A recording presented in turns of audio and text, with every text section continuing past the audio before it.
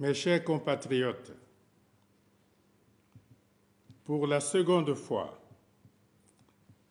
je vais devoir m'adresser à vous sur notre riposte au Covid-19, tout en soulignant à nouveau l'incidence très alarmante de cette crise sanitaire ravageuse. Je voudrais, au préalable,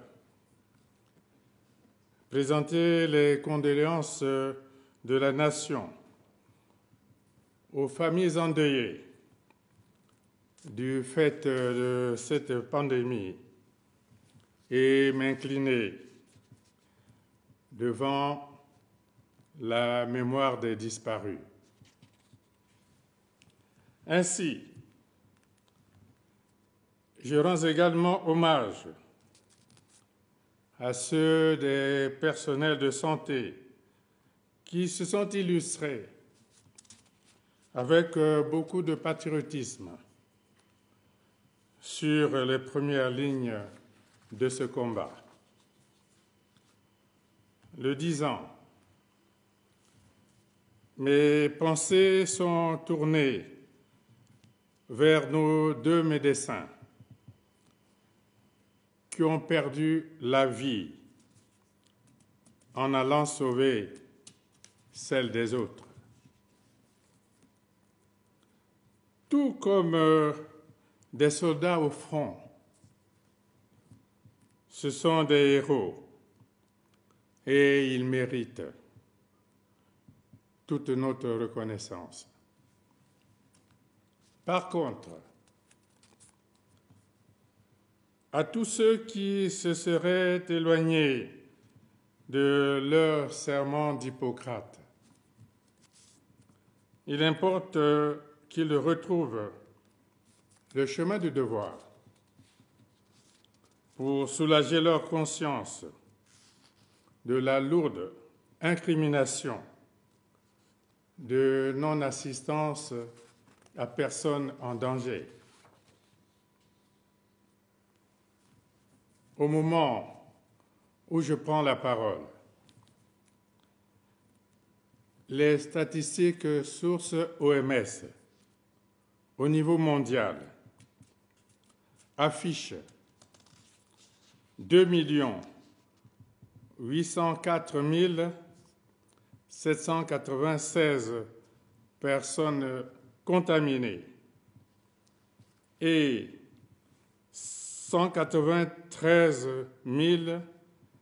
710 décès répartis entre 185 pays touchés sur les 198 que compte la planète. Pour sa part, l'Afrique cumule 30 135 cas de contamination et 1 380 décès. Ces nombres comptabilisent, bien sûr, les 8 décès et les 209 sujets contaminés de la République du Congo, alors que nous étions à 19 cas.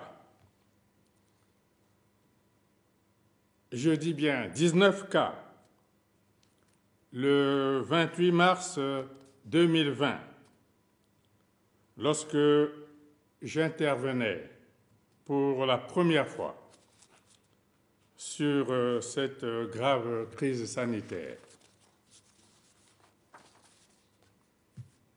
Avec 143 cas à Brazzaville et 57 cas à Pointe-Noire,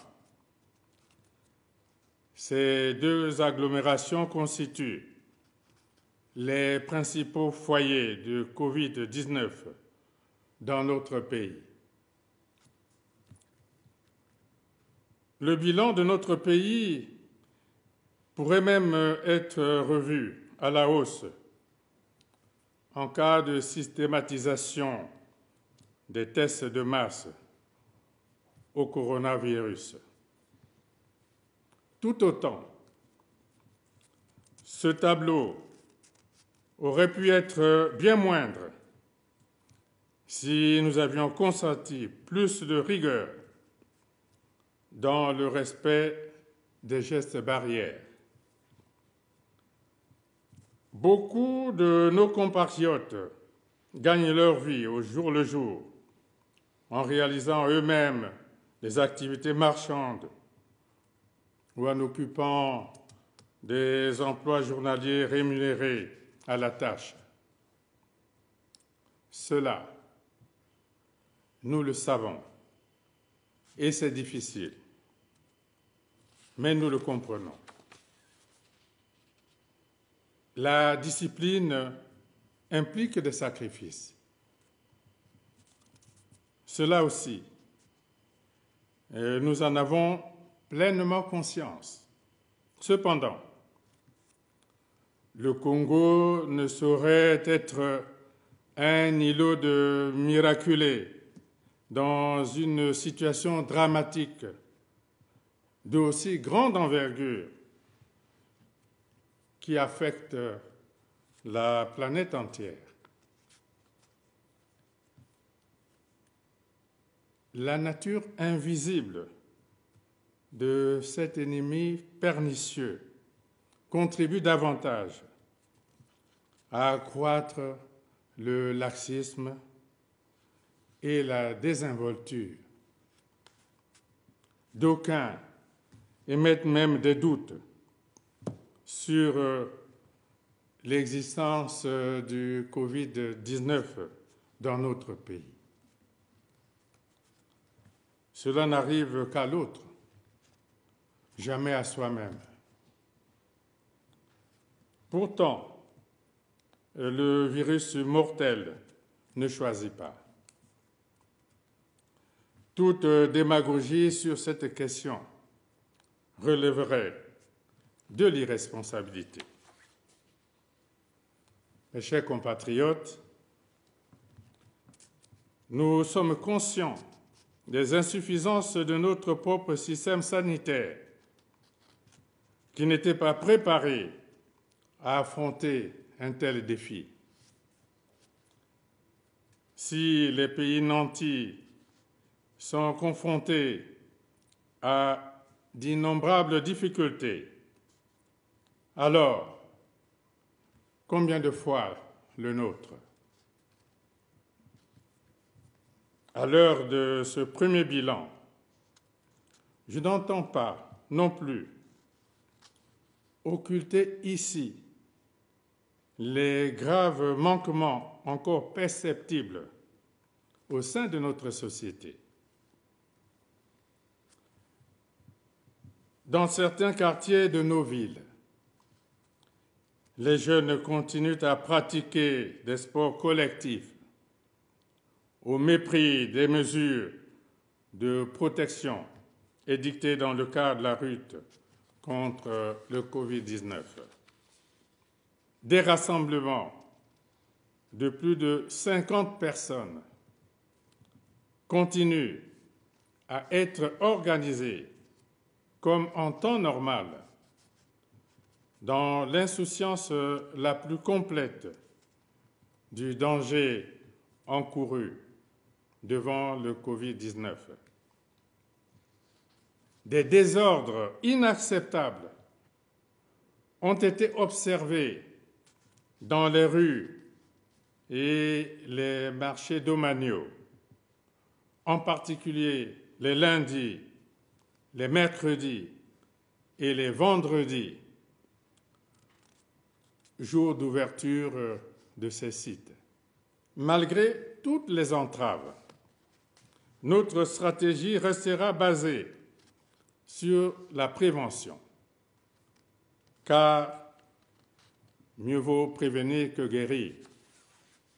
C'est pourquoi je demande à la force publique de veiller scrupuleusement, avec professionnalisme et sans dérapage, à l'application salvatrice du confinement à domicile de l'ensemble des populations selon les règles déjà en vigueur.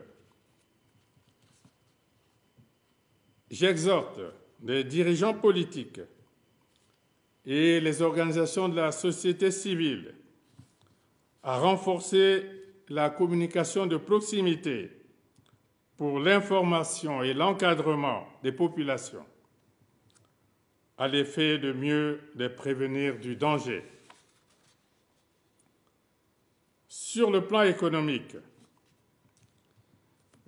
du fait de cette pandémie, le monde enregistre une hausse historique du chômage devant les pertes massives d'emplois dues à l'ampleur inédite des fermetures d'entreprises.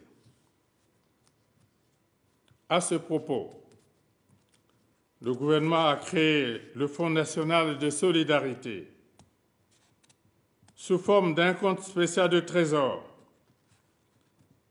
qui est inscrit dans le projet de loi de finances rectificative pour un montant de 100 milliards de francs CFA. Pour amorcer la mobilisation de cette ressource, les contributions de généreux donateurs ont permis de recueillir à ce jour 2 milliards 584 millions 36 000 francs, répartis comme suit.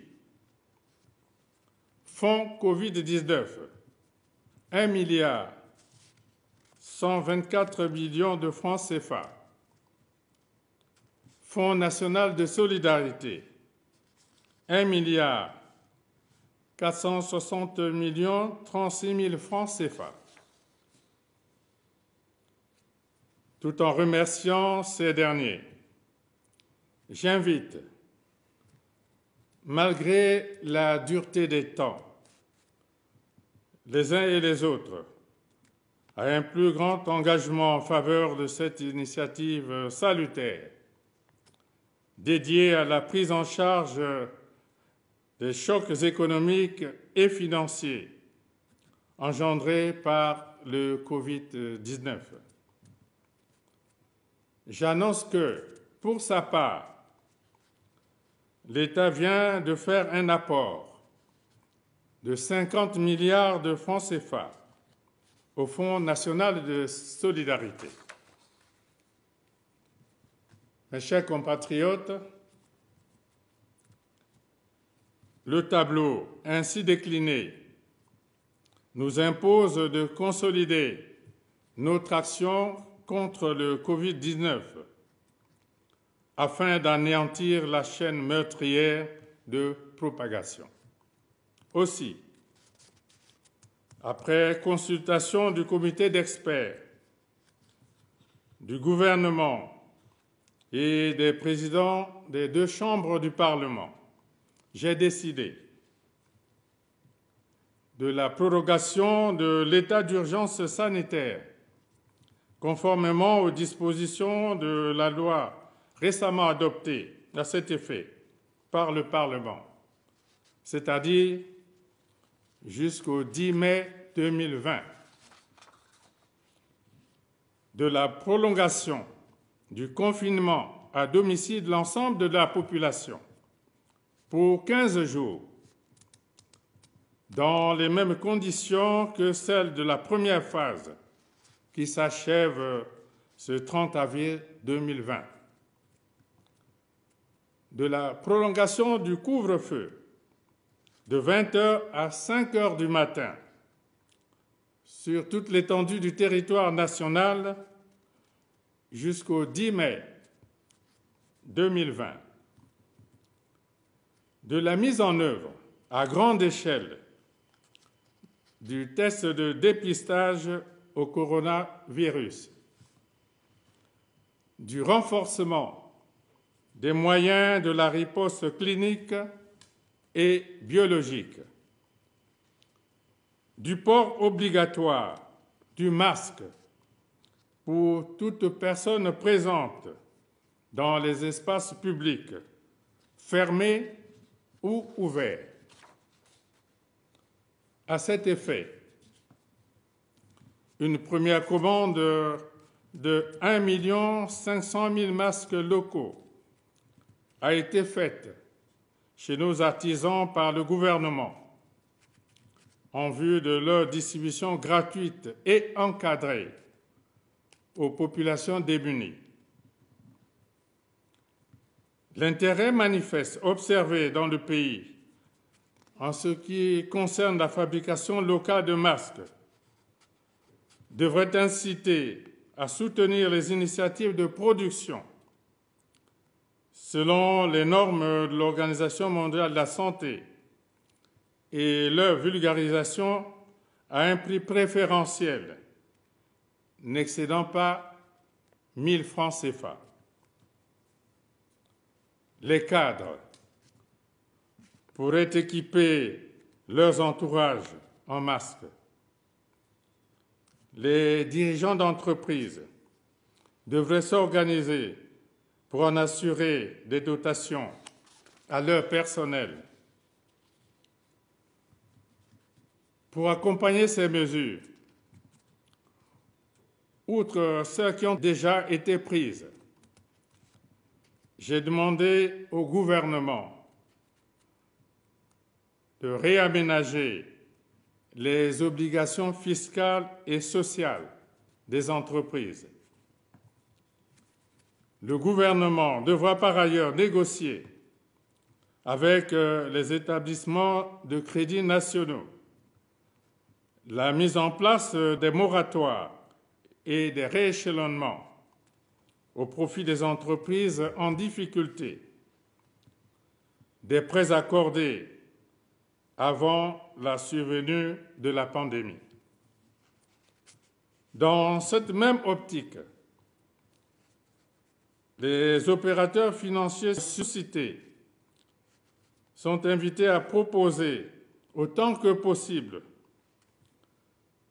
de nouvelles facilités de crédit avec ou sans garantie de l'État pour permettre aux entreprises de reconstituer dans les meilleurs délais leur trésorerie.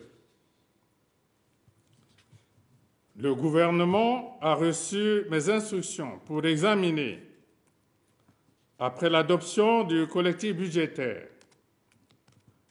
la possibilité d'apporter une aide directe aux entreprises et aux acteurs maîtrisés du secteur informel se trouvant dans des situations financières critiques.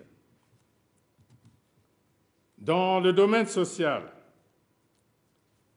je réitère mes directives au gouvernement pour organiser des transferts monétaires au profit de 200 000 ménages les plus vulnérables, dont 100 000 à Brazzaville, 60 000 à Pointe-Noire et 40 000 dans les autres départements.